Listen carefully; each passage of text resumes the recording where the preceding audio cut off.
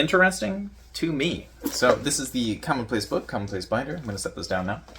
So we're looking at how I keep my Commonplace binder. You know, that thing I just picked up. So Commonplace binder, basically the same thing as Commonplace book. Only difference is, well, there are no page numbers, which means there's no index. And the reason why there are no page numbers or index is because I find them very annoying. Well, there's that. But there's also the fact that if somebody has a binder instead of a book, stuff can go in and stuff can come out. Whereas in a book, it's just kind of stuck. So, interesting to me. Whatever goes in your binder is whatever is the most interesting to you. So, if this is a commonplace, it's probably the work of other people. However, you might also put some of your own stuff in there. And so that's why some of the videos on YouTube will look more like Commonplace Journal rather than Commonplace Book or Commonplace Binder. And, you know, there are a whole bunch of different ways that people do this. Built out of contradictions. So there might be a lot of conflicting ideas on the platform or just on the internet in general.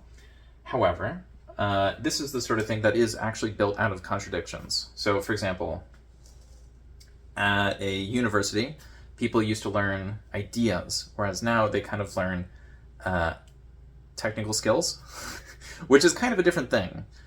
And a commonplace book or a commonplace binder kind of works the same way. So it was one thing, now it's something else, and in the future it will be something else. So you might have ideas or ways of actually doing a thing listed in there, and then you might decide you actually want something else. It can get very confusing to some people, especially if they don't do it chronologically. So one of the ways to do this is chronologically. You just write things down, and you just keep writing them, and you just keep writing them. And in that case, you might as well use a book rather than a binder, because a binder allows people to shuffle and remove and add, and yeah. This can get weird. Moments of joy. So are there some great moments where it's like, I'm loving this, I'm writing things down, I'm going to check them later, and then I actually do check them later, and I feel like I've made a promise and I've kept it with myself, and that's beautiful. Yeah, sure, there are little moments like that. There are also moments where it kind of sucks, because it's like the page got dusty, this page got pulled out of the binder, and now I have to like reattach it, or I have to make a brand new page. You know, there's moments of joy. There are also some moments that are not really joyous. But that's okay, because if this is all of you, you know, some of your moments are going to be better than others. Lost in the sauce. Are we just like, I'm confused, I hope there are happy things, we're just going to say whatever? Yeah, kind of. At first, this is a place which is really confusing, because a lot of people don't even know what a commonplace is. Because in school, we'll be told to, you know, annotate our notes, or we'll, you know, take notes on a textbook or a book or a movie or whatever else, and then we won't actually do anything with the notes. And that drives me so crazy, because in older forms of education, you know, when it was mostly just for, you know, rich people or religious people, people would actually look at the stuff, take notes, and then look at the notes. So it's kind of ridiculous that in the era of information overload, we don't allow people to look at their information. And so that's something I will be talking about next year, when I'm like, we should change the education system. But we're not really doing that today. I am a little bit lost in the sauce, sorry. Rest to success. So maybe the thing to do is just lie down, take a nap, and then recover, and then be ahead of everyone else. Because if everybody else is experiencing the information overload, and if they're all getting sick, maybe the thing to do is just remove oneself from the situation. I didn't totally remove myself from the situation when I went over here. And that's kind of how this book works as well. Even if you do sort of leave a space, you'll still hold on to it a little bit. And that's part of the reason why there's so many contradictions, because you might have an opinion of something at 15 and a very different opinion at 50. But if you keep the same sort of like information database thing and you just keep altering it, there are going to be some things in there that don't make sense, because it's like they're written by two different people, essentially. But that's okay. Maybe you can just write some stuff down, relax a little bit, come back to it later, and actually feel better. So maybe you will feel compelled to write. So in the previous video, we were talking about how you might finally write that book. At least I think we were. I got a little distracted because I kept getting text messages which were pretty important. And so I got to those, and then I listened to some music, and now I'm recording again. But after this, I will have to get back to the text messages, because it looks like someone who doesn't like to tell me when something has a risk basically told me that something is mid-explosion, and that's definitely going to eat up the next week of my attention. So I don't know when I'm going to get to 85 in the final videos for this, but we're getting there. And so maybe stuff like that will happen in your life, and you'll feel compelled to write about it, but you won't necessarily know what it's supposed to go with. Do I write a story about it? Is it just part of a to-do list? Is it more like a venting session? Is it a journaling session? Like, what do I do with the stuff? And the way that you structure this will be different depending on how you want that to work. React to change. It might be that you had one system, but then something crazy happened, and you can't really do the stuff that way anymore. And so it has to get changed. That can be really, really annoying. But you kind of just have to do it. Find solutions. So right now, the person who didn't let me know that something was a huge problem until like mid-explosion, as I said earlier, is probably going to need me to send them some money. But the problem is I don't have a whole lot of that. So I was planning on making the Ko-Fi this month or next month, but I couldn't decide between that and Patreon and a whole bunch of other things. But I think I'm just going to have to make that link now, which is very frustrating, because it's like, what am I providing people? Absolutely nothing new in a new place. So I'm going to have to come up with some new thing to do there. If you have any ideas on that, please let me know.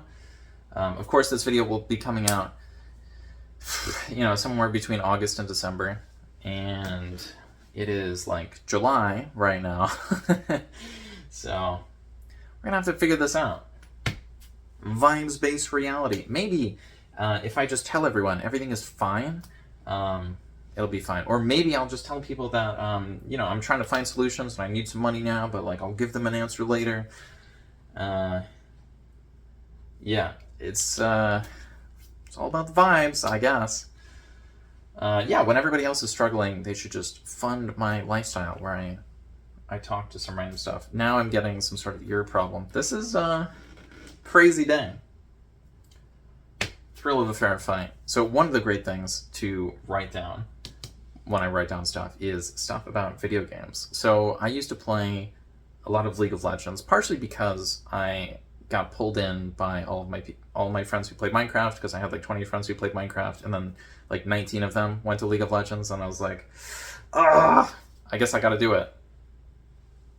And so one of the great things about that game is it certainly has the feel of a thrill of a fair fight, because it's like 5 people versus 5 people, which isn't really how reality functions. They're like, other than sports, there's not really a situation where everybody's just of completely equal strength, and then they go against each other, and then one of the teams wins.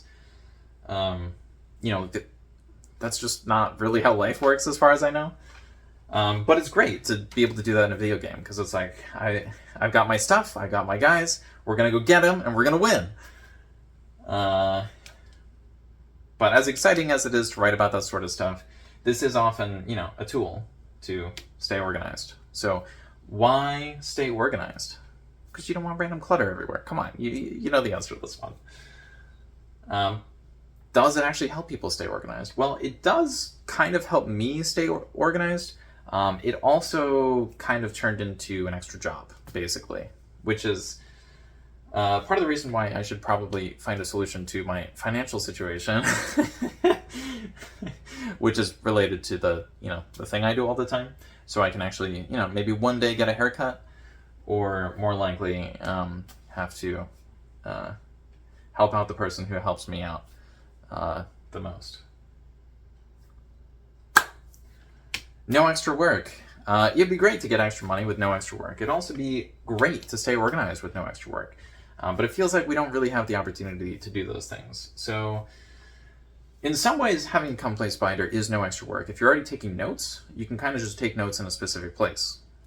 And it might actually be easier and feel like less work if you're doing it towards a specific goal. So, for example, if in the past you were like, well, I've been going through my old school notes, and that's just a thing I want to do after school because I feel like there's probably some value in there, but I don't really want to throw them away, but I don't really know what to do with them. And so if you put that into a binder, and if you say, like, I am going to try to reduce everything, and I'm going to focus on the absolute most important stuff, and I'm going to have a commonplace book based on my school experiences and notes, maybe that'll hype you up a little bit. Designing backbone. So I definitely could use help with the physical backbone right now. No, the back pain's a little bit higher up. So I'm not really sure why I'm getting back pain. I did go for a walk a few days ago, and I got a new chair. So, yeah. Not really sure what the problem with that is.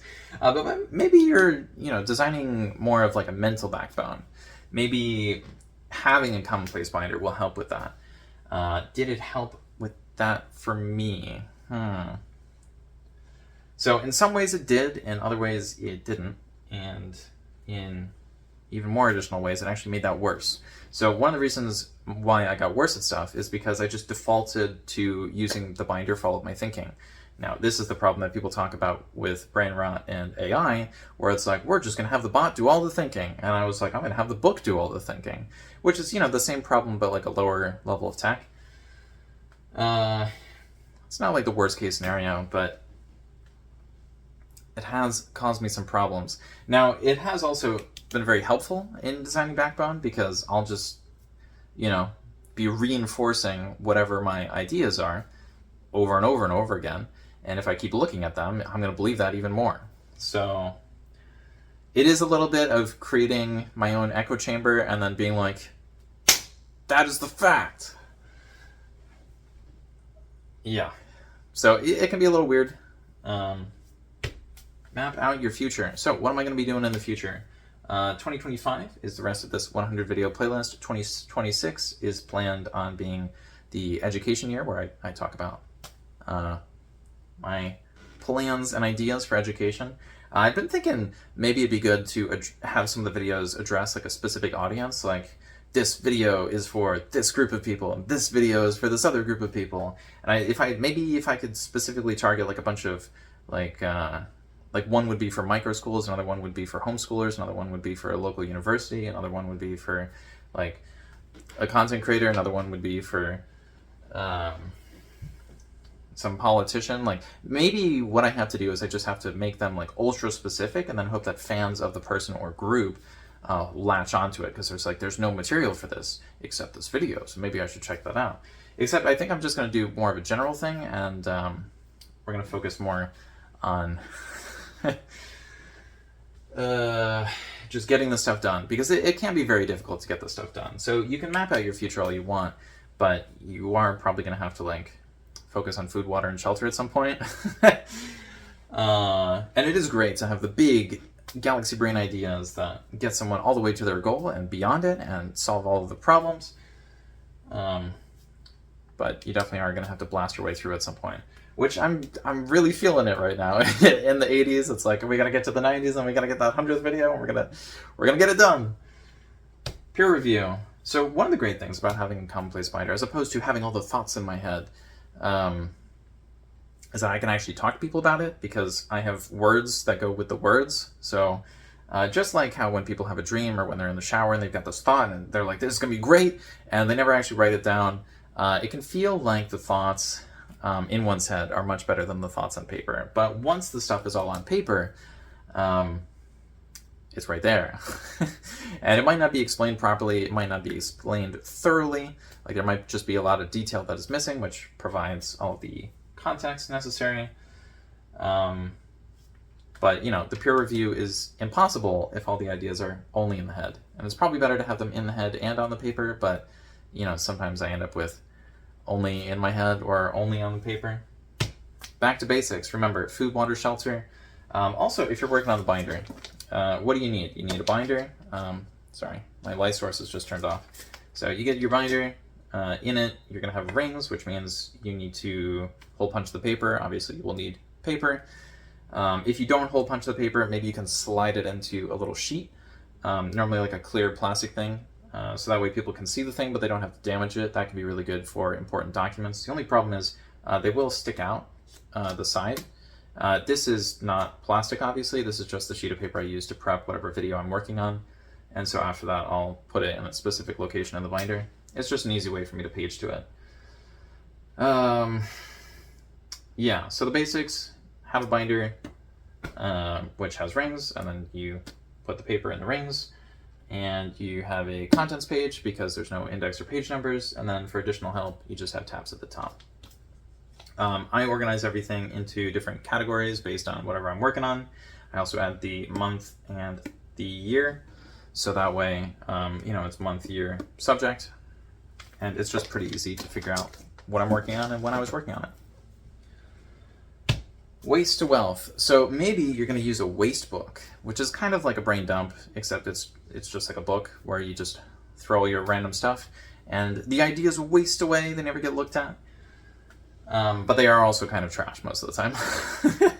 So that is all the random thoughts. But maybe being wasteful and then stopping being wasteful is going to make someone wealthy. I don't think that's really how that works. I think it's more like making sure nothing goes horribly wrong and then making sure something goes amazing. But, I'm not rich, so I don't know exactly. It's also very possible that, you just need to have a family that, sticks together and makes good choices, and then eventually you'll get the money. I don't know. Discreet improvements. Maybe improving all those little relationships will stack accomplishments on top of each other, and eventually you'll get to your goal. I don't know, but I do know that's kind of how the binder works, because you just add one page and you label it, and you're like, I did it, and then you add another one, and you're like, I did it, and you just keep doing that again. And it can be very satisfying to see a binder actually fill up with all the information, because originally this was only one page, and if you look back at my earlier videos, you'll only see one page. There's not even a content section. Well, actually, no, I think the content section was the first page, but there are no tabs all the way at the beginning, because there's nothing to organize. How are you going to do this? I kind of talked about this in the Back to Basics section. So if you're skipping through using the timestamps, you can always go back to the basics. I mean, technically, if you're going all the way back to basics, you would assume the timestamps don't exist, and you're just going to watch the video in its entirety. Give me all that good watch time. Okay. Notebook. If you want to, you can use a notebook. There's no requirement to use a binder. You can use a book. In fact, most people use a book if they use paper. There is also Zettelkasten, which is more about note cards, although when I started out, I used basically large note cards in the form of hole-punched pages, and that's why it was so easy to move into the binder, because I'd already hole-punched everything. So I just had to move the loose-leaf sheets into a binder. So up next is how I set up. That's probably how I set up my Commonplace binder, judging by the playlist, but it could be how I set up something else. So if you are interested to see what that's like, even though I just said earlier in this video and in the last video, I'm going to be focusing on other things, and I'm going to be recording much later than this week. That video should exist, and I will get to that eventually, and if it doesn't exist, well, that's not a good sign. So I will hopefully get all my stuff done, and hopefully you will get all your stuff done, and I'll see you later. Okay, bye.